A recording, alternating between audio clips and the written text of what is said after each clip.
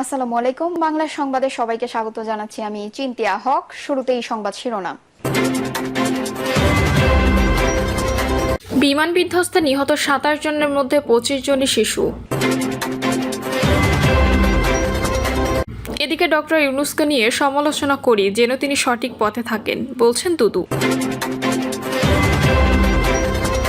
জানাবো মধ্যরাতে শিবির ছাত্রদলের সংঘর্ষ, আহত কমপক্ষে ২০। জানিয়ে দিব পিআর পদ্ধতি নির্বাচন ফ্যাসিবাদের পথ সুগম করবে, বলছেন তারেক রহমান। এবং সর্বশেষ জানাবো প্রধানমন্ত্রীর আগের সঙ্গে দলীয় প্রধান থাকা উচিত বলে মনে করি না, বলছেন সাইফুল হক। শুনছিলেন সংবাদ শিরোনাম, এবারে বিস্তারিত। বিমান বিধ্বস্তে নিহত ২৭ জনের মধ্যে ২৫ জনই শিশু। উত্তরায় বিমান বাহিনীর প্রশিক্ষণ বিমান বিধ্বস্তের ঘটনায় এখনো পর্যন্ত মৃত্যু বেড়ে দাঁড়িয়েছে ২৭ জনে। তাদের মধ্যে ২৫ জনই শিশু, যাদের বয়স ১২ বছরের নিচে। দুর্ঘটনায় আহত হয়ে বিভিন্ন হাসপাতালে চিকিৎসাধীন আরও ৭৮ জন। তাদের মধ্যে ৫ জনের অবস্থা আশঙ্কাজনক বলে জানা গেছে। সকালে বার্ন ও প্লাস্টিক সার্জারি ইনস্টিটিউটে আয়োজিত সংবাদ সম্মেলনে এসব কথা জানান প্রধান উপদেষ্টার বিশেষ সহকারী অধ্যাপক ডক্টর সাইদুর রহমান। তিনি জানান, এখনো পর্যন্ত ২০ জনের মরদেহ স্বজনদের কাছে হস্তান্তর করা হয়েছে। আমরা অব্যাহতভাবে চিকিৎসা সেবা চালিয়ে যাচ্ছি, তবে কিছু রোগীর অবস্থা এখনও সংকটাপন্ন।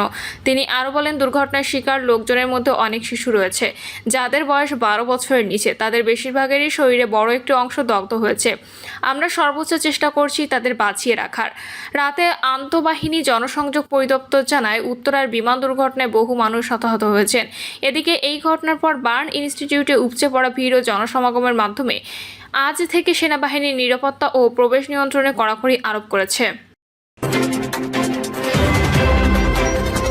ডক্টর ইউনূসকে নিয়ে সমালোচনা করি যেন তিনি সঠিক পথে থাকেন, বলছেন দুদু। বিএনপির ভাইস চেয়ারম্যান শামসুজ্জামান দুদু বলেছেন, ডক্টর ইউনূসকে নিয়ে আমরা সমালোচনা করি, তিনি যেন সঠিক পথে থাকেন। এই জন্য তার কাছে আমাদের একটাই প্রত্যাশা, যত দ্রুত সম্ভব একটি সুষ্ঠু নির্বাচন ব্যবস্থা করতে হবে। নির্বাচন ছাড়া এই দেশে গণতন্ত্র প্রতিষ্ঠার দ্বিতীয় কোনো পথ নেই। দুদু বলেন, সুশাসন ও গণতন্ত্র প্রতিষ্ঠার জন্যই ফ্যাসিবাদকে বিতাড়িত করা হয়েছে। সেই ফ্যাসিবাদ স্বৈরাচারীদের বিচার করা ছাড়া দেশে সুশাসন প্রতিষ্ঠিত হবে না। হাসিনা গণহত্যাকারী, এ বিষয়ে দেশে কারো দ্বিমত নেই, জাতিসংঘের দ্বিমত নাই। পার্শ্ববর্তী দেশ তাকে আশ্রয় দিয়েছে, তারাই তো হাসিনাকে দিয়ে বাংলাদেশে স্বৈরশাসন প্রতিষ্ঠা করেছিল। তিনি বলেন, হাসিনা শুধু হত্যাকারী, লুণ্ঠনকারী, স্বৈরশাসকই নয়, সে বাংলাদেশের স্বাধীনতার সঙ্গে বিশ্বাসঘাতকতা করেছে। সে এই দেশটাকে এক ধরনের উপঢৌকন হিসেবে ভারতের কাছে তুলে দিয়েছিল। বাংলাদেশের অর্থনীতি, সামাজিকতা, পররাষ্ট্রনীতির সবকিছু ভারতের হাতে তুলে দিয়েছিল। একথা শেখ হাসিনা নিজে স্বীকার করেছিল। সে বলেছিল, ভারতকে এমন কিছু দিয়েছি যে তারা ভুলতে পারবে না। কি দিয়েছিল সেটা বলেনি, তাহলে বলা যায় এই দেশটাকে দিয়েছিল। সে সুযোগ পেলে আনুষ্ঠানিকভাবে এই দেশটাকে ভারতের কাছে দিয়ে দিত। তাই শেখ হাসিনাকে কোনোভাবে ক্ষমা করা যাবে না, তার বিচার অবশ্যই করতে হবে। ছাত্রদলের সাবেক সভাপতি বলেন, জুলাই আগস্টে যারা নিহত হয়েছেন তাদের পরিবার ও যারা আহত হয়েছেন তাদের দায়িত্ব রাষ্ট্রীয়ভাবে নিতে হবে। এরই মধ্যে বিএনপি তাদের পাশে দাঁড়িয়েছে এবং আমাদের ভারপ্রাপ্ত চেয়ারম্যান তারেক রহমান বলেছেন, বিএনপি ক্ষমতায় এলে রাষ্ট্রীয়ভাবে তাদের দায়িত্ব নেওয়া হবে। বাংলাদেশের ৪ থেকে ৫টি বাজেটের টাকা হাসিনা নিয়ে গেছে মন্তব্য করে তিনি বলেন, বিগত ১৫ বছরে যে টাকা পয়সা লুটপাট করেছে আওয়ামী লীগ, তার একটি টাকাও এখনও দেশে ফেরত আনতে পারেনি সরকার। সে টাকা ফেরত আনতে হবে। ডক্টর ইউনূস সম্পর্কে সাবেক এই সংসদ সদস্য বলেন, ডক্টর ইউনূসকে বিএনপি সমর্থন দিয়েছে, তাকে নিয়ে আমরা সমালোচনা করি, তিনি যেন সঠিক পথে থাকেন। এই জন্য তার ভাবমূর্তি সারা দেশে আছে এবং সারা বিশ্বে আছে, সেটা ব্যবহার করে দেশ সমৃদ্ধ হবে, এটাই বিএনপি মনে করে। তার কাছে আমাদের একটাই প্রত্যাশা, যত দ্রুত সম্ভব একটি সুষ্ঠু নির্বাচনের ব্যবস্থা করতে হবে। নির্বাচন ছাড়া এই দেশের গণতন্ত্র প্রতিষ্ঠার দ্বিতীয় কোনো পথ নেই। তিনি বলেন, অন্তকাল ধরে যদি আমরা নির্বাচনকে ফেলে রাখি তাহলে ষড়যন্ত্রকারীরা কিন্তু বা থাকবে না। ষড়যন্ত্রকারীরা বসে নাই, এরই মধ্যে গোপালগঞ্জে তা প্রমাণিত হয়েছে। সেটা ঢাকা শহরে ঘটবে না তার কোনো নিশ্চয়তা নেই। তাই আমাদের ঐক্যবদ্ধভাবে সতর্ক থাকতে হবে এবং নির্বাচিত একটা সরকার প্রতিষ্ঠা করতে হবে। শামসুজ্জামান দুদু বলেন, নির্বাচন হলে যাদের কোনো ভবিষ্যৎ নেই তারাই নির্বাচন আটকানোর চেষ্টা করছে। আমাদের নেতা ৬ থেকে ৭ মাস আগে বলেছেন, এবারে নির্বাচন খুব সহজ হবে না। এর মধ্যেই কিন্তু তা প্রমাণিত হচ্ছে। ১৯৭১ সালে মুক্তিযুদ্ধ হয়েছে দেশে গণতন্ত্র প্রতিষ্ঠার জন্য, তাই দেশে গণতন্ত্র প্রতিষ্ঠা ছাড়া আর কোনো কিছু দেশের জনগণ মানবে না। মধ্যরাতে শিবির ছাত্রদলের সংঘর্ষ, আহত কমপক্ষে ২০। চট্টগ্রাম নগরের চকবাজার থানা এলাকায় ছাত্র শিবিরের সঙ্গে ছাত্রদল ও যুবদলের নেতাকর্মীদের সঙ্গে দফায় দফায় সংঘর্ষের ঘটনা ঘটেছে। দিবাগত রাত 11:30টার দিকে সংঘর্ষের সূত্রপাত হয়। এরপর সংঘর্ষে ছড়িয়ে পড়ে চকবাজার থানা ও আশপাশের এলাকা। সংঘর্ষে কয়েকটি ককটেল বিস্ফোরণ ঘটনা ঘটে। রাত 1টার দিকে শেষ খবর পাওয়া পর্যন্ত দুই পক্ষ আলাদাভাবে অবস্থান নিয়ে থেমে থেমে স্লোগান দিচ্ছে। ঘটনাস্থলে অতিরিক্ত পুলিশ মোতায়েন করা হয়েছে। পাশাপাশি ঊর্ধ্বতন কর্মকর্তারাও উভয় পক্ষকে নিবৃত্ত করার চেষ্টা করে যাচ্ছে। ঘটনার বিষয়ে ছাত্র শিবির নেতাকর্মীদের দাবি, কয়েকদিন আগে যুবদল কয়েকজন অনুসারী চাঁদাবাজি করতে গেলে মহসিন কলেজের শিবির নেতা আরিফ সহ কয়েকজন তাদের ধরে পুলিশে দেয়। এই ঘটনায় ক্ষোভে আরিফকে একা পেয়ে ছাত্রলীগ বলে থানায় নিয়ে যায় ছাত্রদল ও যুবদলের নেতারা। খবর পেয়ে তাকে ছাড়াতে যায় শিবিরের নেতারা। অন্যদিকে ছাত্রদলের নেতাদের দাবি, ছাত্রলীগের একজনকে পুলিশে দেওয়া হয়েছে। শিবিরের নেতারা তাকে ছাড়াতে যায়। চকবাজার থানার ভারপ্রাপ্ত কর্মকর্তা জাহিদুল কবির বলেন, এক ছাত্রকে মারধর করা থানায় সোপার্দ করার ঘটনায় ছাত্রদল ও শিবিরের মধ্যে উত্তেজনা বিরাজ করছে। আমরা উভয় পক্ষকে শান্ত করার চেষ্টা করছি। চট্টগ্রাম মহানগরের উত্তর শিবিরের প্রচার সম্পাদক সিরাজি মানিক বলেন, চকবাজার ছাত্রদল যুবদলের নেতৃত্ব চট্টগ্রাম কলেজ ও মহসিন কলেজে শিক্ষার্থীদের উপর হামলা করিয়েছে। মহানগর উত্তর শাখা শিবিরের সভাপতি তানজির হোসেন জুয়েল বলেন, আরিফ ইসলাম নামে আমাদের একজনকে মারধর করে পুলিশে দিয়েছে ছাত্রদলের নেতাকর্মীরা। এ বিষয়ে কক্সবাজার থানায় গেলে যুবদলের বহিষ্কৃত নেতা এমদাদুল হক বাদশার নেতৃত্বে সন্ত্রাসীরা থানায় আমাদের কর্মীদের উপর হামলা চালায়।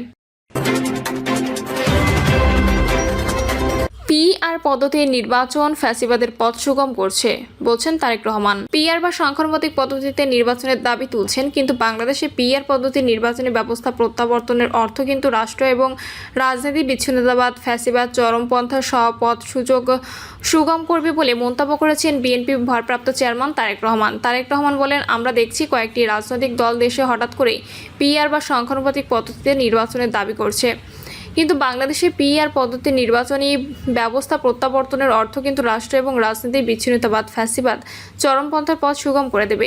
এতে করে বিভ্রান্তিমূলক সমাজ সৃষ্টি ও সরকার স্থিতিশীলতা কারণ হয়ে উঠবে। দেশের স্বাধীনতা, সার্বভৌমত্ব হুমকিতে পড়বে। দেশের জনগণের ঐক্য চাইলে কোনোভাবে সংখ্যানুপাতিক পদ্ধতিতে নির্বাচন ব্যবস্থা চালু হওয়া উচিত না জানিয়ে তিনি বলেন, এই ধরনের দাবিকে কোনো দল গণতান্ত্রিক অধিকার বিবেচনা করলেও দেশ ও জনগণের স্বার্থে পিআর পদ্ধতি নির্বাচনের জন্য বাংলাদেশ উপযোগী নয় বলেও আমরা মনে করি।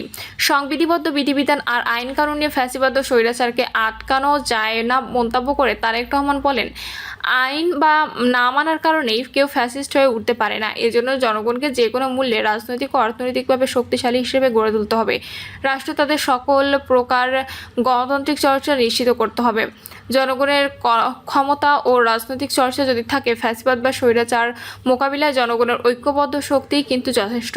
এ সময় বিএনপি প্রথম থেকে জনগণের সরাসরি ভোটে জনগণের কাছে জবাবদিহির সরকার প্রতিষ্ঠার দাবি জানিয়ে আসছে বলেও জানান বিএনপির ভারপ্রাপ্ত চেয়ারম্যান।